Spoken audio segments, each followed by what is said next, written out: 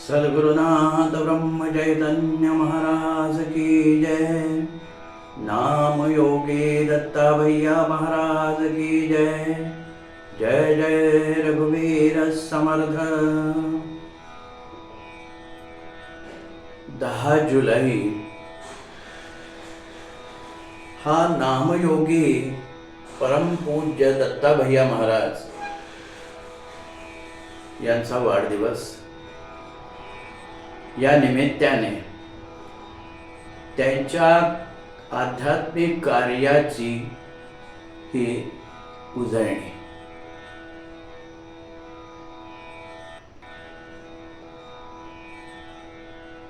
भरतभूमी हे संत महंतांची भूमी आहे। संत ज्ञानेश्वर, संत तुकाराम, समर्थ रामदास हे सनातन संत, तसेच आधुनिक कालखंडातले सद्गुरु गजानन महाराज, सद्गुरु साईनाथ, सद्गुरु ब्रह्मचैतन्य महाराज या थोर संतांच्या मालिकेमध्ये ज्यांना बसण्याचा अधिकार प्राप्त झाला ते म्हणजे नामयोगी दत्ता भैया महाराज।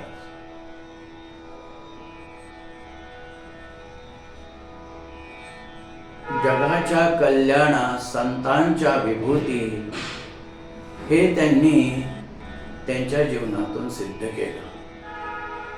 नामभक्तीचा सोपा मार्ग स्थापन करून दिला। नामभक्तीचा मळा रुजवला, फुलवला। भक्ती केवळ भोळ्या भाबड्यांसाठी नसून आत्मज्ञान संपन्नांसाठीही आहे हे त्यांनी शास्त्रीयरित्या सिद्ध करून दिलं।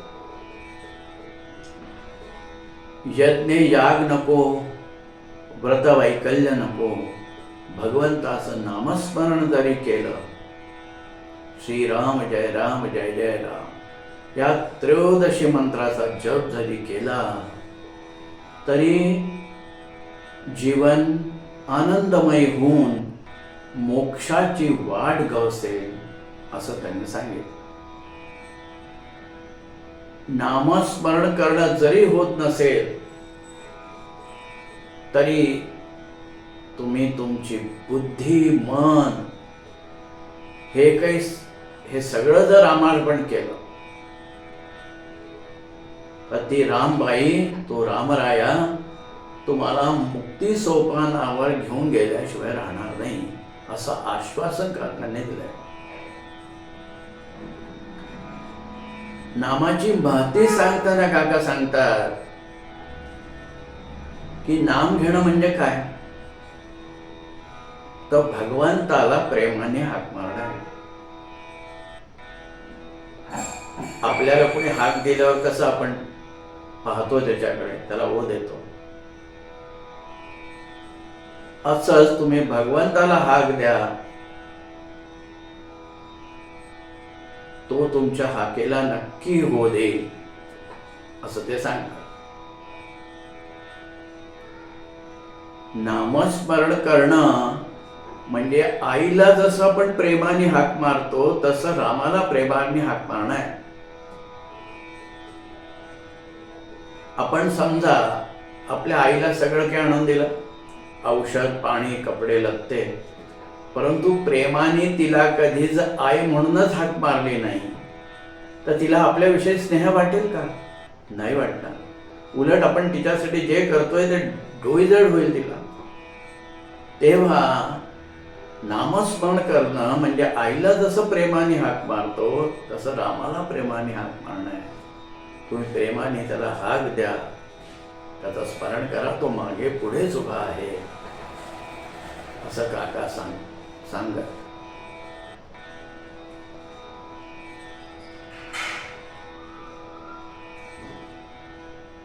आता नामाला काय की स्वतःची चव नाही, त्यामुळे तुम्हाला तुमची गोडी, तुमची चव त्याच्यात घालावी लागेल असं त्यांचं म्हणणं होतं। गृहिणी स्वयंपाक करते, वेगवेगळे मसाले वापरते आणि त्या अन्नाला चव म्हणते, त्याचप्रमाणे नामस्मरणामध्ये तुम्हाला तुमची रेसिपी वापरून आणि गोडी उत्पन्न करायची आहे। एकदा तुम्हाला ती गोडी लागली की तुमचं काम झालं. परंतु तोवर बळजबरीने का होईना, परंतु तुम्ही भरपूर नाम घ्या.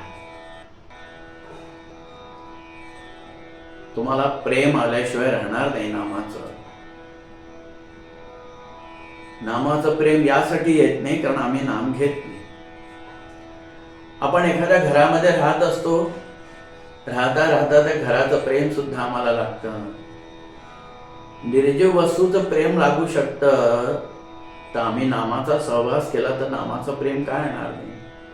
नामाचं प्रेम येत नाही कारण आम्ही नाम घेत नाही.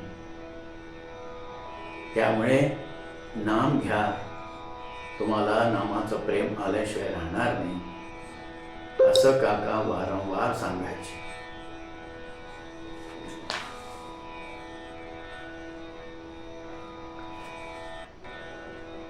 आता एकदा एका भाविकाने त्यांना प्रश्न विचारला की काका, नाम घ्यायचे कसे, कुठपर्यंत घ्यायचे, कसे घ्यायचे.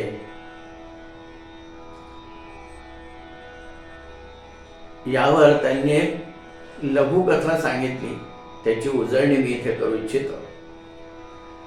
ब्रह्मज्ञानींचा एक शिष्य होता. त्याच्या गुरुचा सहवास त्याला बराच लाभला. इतर शिष्य त्याला म्हणायला लागले की सद्गुरूचा सहवास तुला खूप लाभलेला आहे, तेव्हा त्यांचं चरित्र तूच लिहायला पाहिजे. यावर तो म्हणतो, मी त्यांचं चरित्र लिहितो आहे. शिष्य विचारतात, मग केव्हा पूर्ण होईल. यावर तो म्हणतो की सद्गुरूचं चरित्र मी कागदावर लिहत नसून माझ्या स्वभावामध्ये लिहितो. ज्या दिवशी स्वभावामध्ये चरित्र लिहून होईल त्या दिवशी चरित्र पूर्ण होईल. काका म्हणतात की या सतशिष्यासारखं तुम्ही तुमचं जीवनही नामाने भरून टाका, असं नाम घ्या.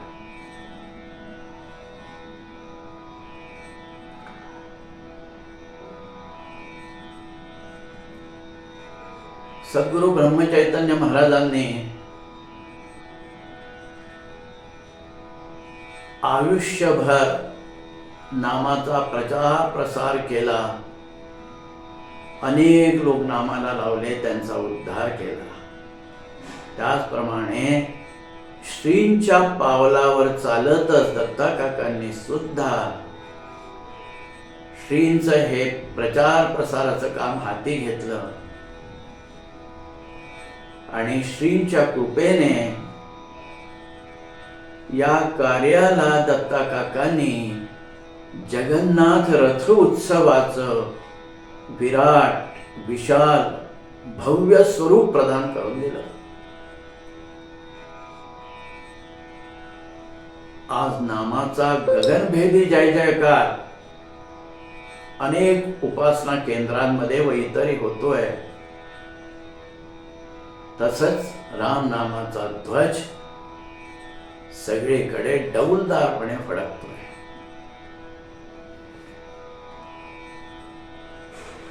नामाचं कौतुक करताना पुढे काका असं म्हणतात आहे की या नामाने जीवनामध्ये आमूलाग्र परिवर्तन होतं. या नामाने जीवनामध्ये आमूलाग्र परिवर्तन होतं.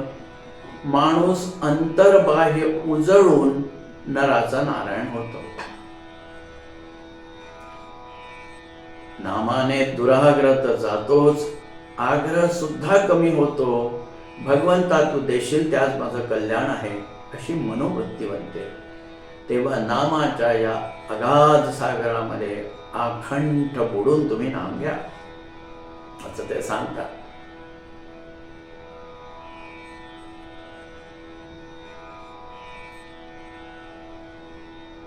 आता काकांच्या मते जे आहे ना, ते परमार्थ सोपा आहे. फक्त त्यांचं म्हणणं असं आहे की हा परमार्थ काय आहे हे तुम्ही नीट समजून घ्यायला पाहिजे. एखादी गाठ सोडवायची असेल तर नेमकी कोणची दोरी ओढायची हे तुम्हाला माहित पाहिजे. त्याचप्रमाणे परमार्थ काय आहे हे तुम्ही नीट समजून घ्या. भगवंतावर अकारण प्रेम करणं म्हणजे परमार्थ. राम करता ही भावना ठेवणं म्हणजे परमार्थ. ज्ञात चुका कमी करणं म्हणजे परमार्थ. एकदा झालेली चूक पुन्हा न करणं म्हणजे परमार्थ. दुसऱ्याच्या उपयोगी पडणं म्हणजे परमार्थ. काका म्हणतात की ज्याच्या प्रपंचामध्ये राम पाठीराखा असतो त्याचा प्रपंचच परमार्थ होतो.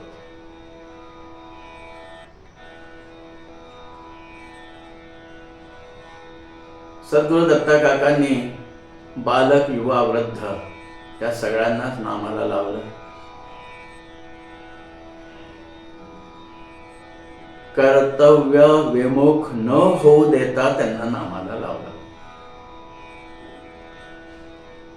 सत्संग सुरू असताना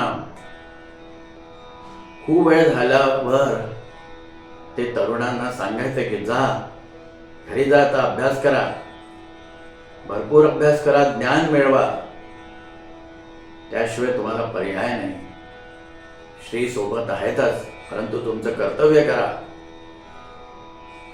ज्यावेळी एखादं नवीन जोडपं सत्संगाला यायचं त्यावेळी काका त्या नवऱ्याला असं म्हणायचे की जा तिला पाणीपुरी खायला घेऊन जा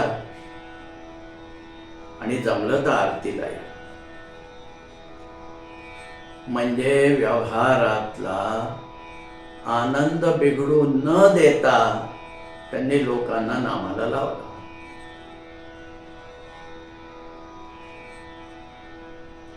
दत्ता काका आध्यात्मिक कमांड असलेले, आध्यात्मिक कमांड असलेले दत्ता काका क्रिकेट, सिनेमा यावर सुद्धा खूप बोलायचे, खूप विनोद करायचे. त्यांची प्रकृतीच विनोदी होती. त्यांच्यासोबत बसणं म्हणजे धमाल मस्ती, एक जल्लोष असायचा. छोटे छोटेसे वेगवेगळे किस्से सांगून लोकांना अगदी हसत खेळत ठेवायचे आणि ज्याच्यातूनच ते हळूच त्यांना नामाकडे वळवायचे. या सगळ्याचा उद्देश काय होता? भक्तांना नामाला लावणे. हे विनोद करून, इतर गोष्टी करून त्यांना बरोबर ते नामाकडे वळवायचे. हे दत्ता काकांना छानच जमलेलं होतं. खरोखर दत्ता काकांनी आपलं संपूर्ण आयुष्य नामाला व्हायला, श्रींला व्हायला, लोकांच्या उद्धारासाठी, कल्याणासाठी खर्च केलं. अनेक पुस्तके दत्ता काकांवर प्रचलित झाली. दत्ता भैयांचे सुखसंवाद याचे 20 भाग जवळपास निघालेले. दत्ता काकांचं चरित्र लिहिले गेलेले आहे, शिकवणीचे पुस्तक लिहिले गेलेले आहे. काकांनी या सगळ्यातून जे पण काही आम्हाला सांगितलं आहे त्याचं अनुसरण करणं म्हणजे त्यांना खरी सुमनांजली असेल असं मला तरी वाटते. तेव्हा त्यांच्या शिकवणीला कृतीची जोड देण्याचा आपण प्रयत्न करूया. एवढं म्हणून मी विराम घेतो. नाम योगी सद्गुरु दत्ता भैया महाराज की जय. सद्गुरु ब्रह्म चैतन्य महाराज की जय. जय जय रघुवीर समर्थ.